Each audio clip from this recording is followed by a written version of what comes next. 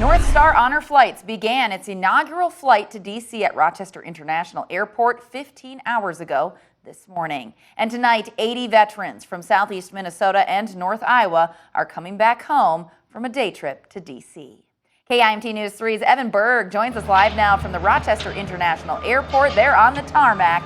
So, Evan, what can you tell us about their journey, and has the plane touched down yet?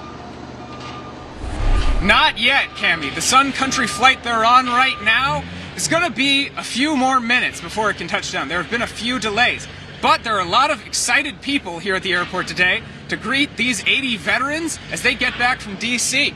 Today's mission was an all-expenses-paid trip from North Star Honor Flights for veterans from 11 counties in Minnesota and North Iowa who served in the Vietnam War and the Korean War. They got to pay their respects to fallen brothers in arms and see memorials dedicated to their achievements. North Star says part of what makes these flights possible for aging veterans is the volunteers who can provide them with medical supervision and wheelchair support so that their health isn't an obstacle to visiting our nation's capitals. And their families really appreciate that.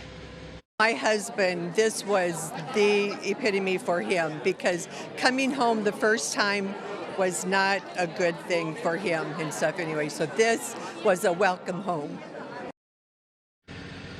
North Star says this flight is hopefully the first of many. They want to do this twice a year and bring 50 to 100 veterans each time, depending on interest. Live in Rochester, Evan Berg, KIMT News 3. And Evan, we were looking at those pictures of the family members. They're waiting for their loved ones to come home. Can you explain a little bit more about what that was like to be in that airport tonight, and who is all there? It looked pretty full.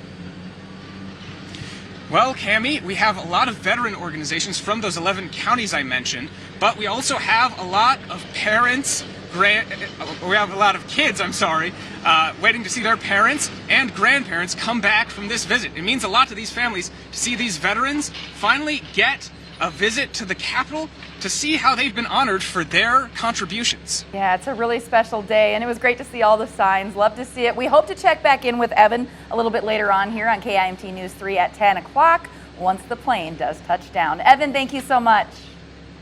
And North Star's next flight is set to take off this fall. Some good news there. There's a fundraiser for that flight, and it will be scheduled based on veteran availability.